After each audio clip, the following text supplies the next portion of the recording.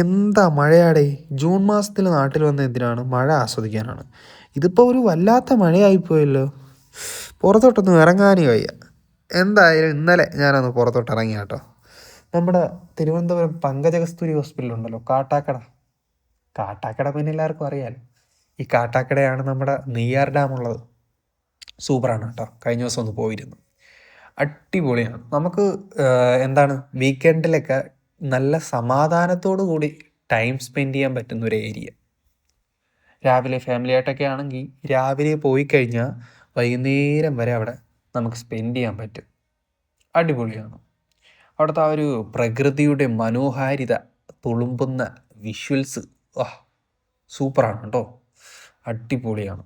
Boating, lion safari park, പിന്നെ ഈ മുതലകളുടെ ആവാസ വ്യവസ്ഥയെക്കുറിച്ചൊക്കെ പഠിക്കുന്ന എന്താ പറയുക ഒരു റിസർച്ച് സെൻറ്റർ, പിന്നെ സ്വിമ്മിങ് പൂള്, പിന്നെ കുറേ ആക്ടിവിറ്റീസും അതും ഇതും, പിന്നെ ഈ ട്രക്കിങ്, അങ്ങനെ ഒരുപാടുണ്ട് കേട്ടോ. എന്തായാലും ഒരു വ്യത്യസ്തമായ അനുഭവമായിരുന്നു എനിക്ക്. ഞാൻ അവിടെ ചെന്ന് കഴിഞ്ഞപ്പോഴാണ്, ഇവിടെ വന്നില്ലായിരുന്നെങ്കിൽ ഭയങ്കര നഷ്ടമായി പോയിരുന്നു. കാരണം നമ്മൾ കാട്ടാക്കട ചെന്ന് കഴിഞ്ഞാൽ ഒരു 10-15 കിലോമീറ്റർ ഡിസ്റ്റൻറ്റേ ഉള്ളൂ ഈ ഒരു ഡാമിലോട്ട് പോകാനായിട്ട്. ഭയങ്കര ഭംഗിയാണ് കേട്ടോ അവിടെ. ഞാൻ മഴയായിട്ടാണ് പോയത്. മഴയായിട്ട് പോയിട്ട് കൂടിയും ഞാൻ ഒരു ഹാഫ് ഡേ കംപ്ലീറ്റ് അവിടെ സ്പെൻഡ് ചെയ്തു.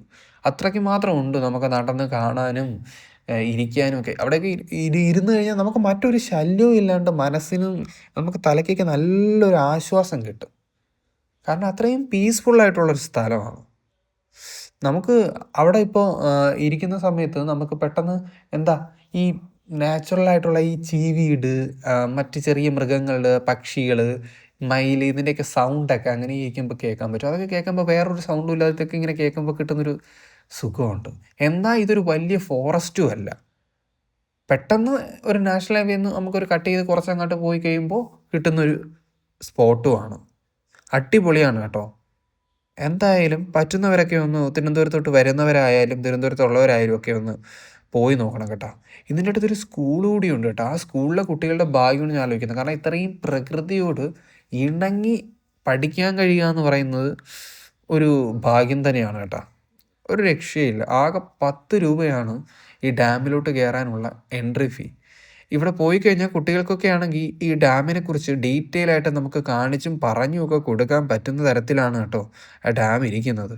എന്തായാലും എല്ലാവരും ഒന്ന് പാളിയേക്കാം കേട്ടോ.